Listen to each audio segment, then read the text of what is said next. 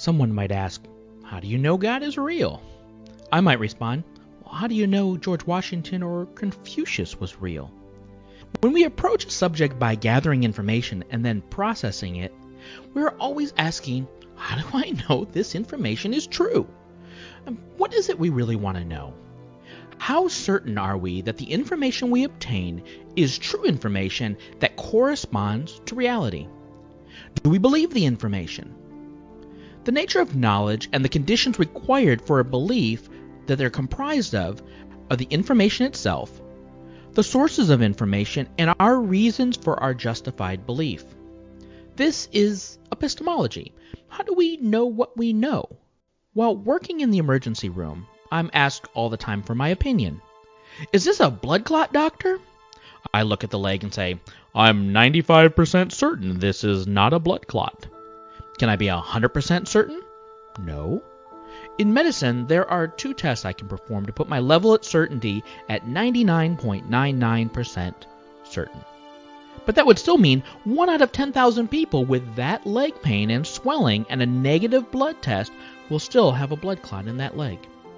Will I sleep well at night at 99.99% certainty? How about 95%? How about 50-50? You see, unless I can visualize that vein by being in the vessel and examining the blood vessel walls directly, I will never be 100% certain. Ultrasound requires a technician who is fallible, and a radiologist who is fallible, and my other tests can miss an early or small clot. Would you be 100% convinced if a being came down and said, I'm God? What if he visited you twice? 3 times? Every night? What would it take for you to know with 100% certainty?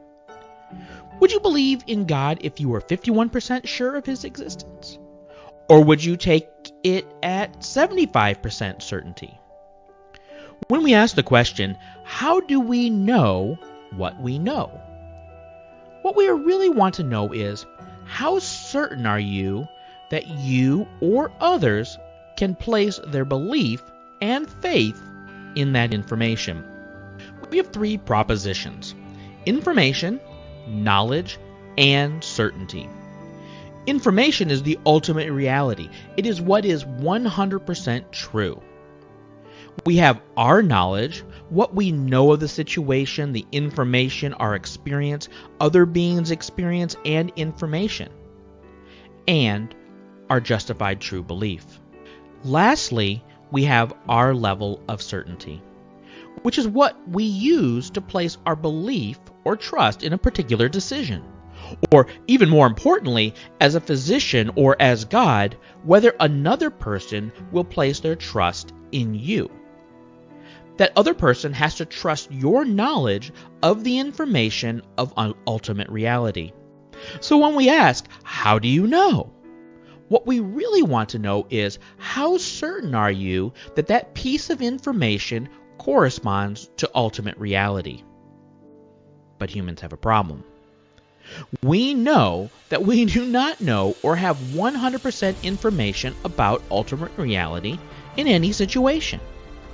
For thousands of years, everybody knew what a leaf was by sight, but they did not know what the composition of the leaf was. Some ancients thought everything consisted of water, air, earth, fire, and ether. Then we discovered the first cell, which we thought was a blob of gel until Watson and Crick discovered DNA.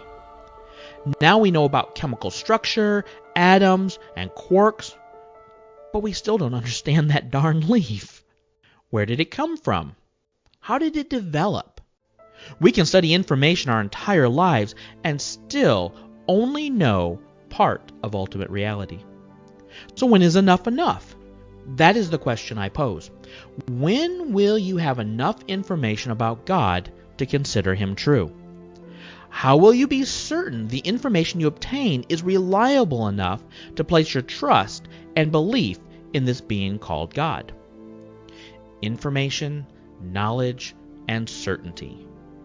These are the issues we're going to struggle with.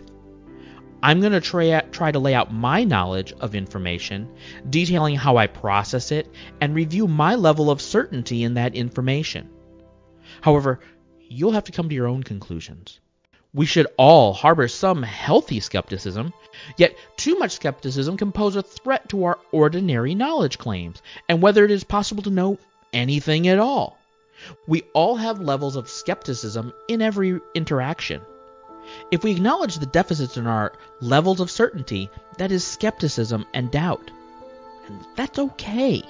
So I think the next question to pursue are, what do we know with near 100% certainty?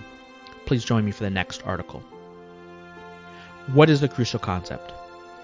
All information obtained can be graded on a scale from 0% certainty to 100% certainty. However, each person sets their own required percentage of certainty for them to believe and trust in that information. Why is that significant? Disagreements arise when two people's levels of information, interpretation of knowledge, and degree of certainty diverge significantly. Thank you again. Have a blessed day. Shalom.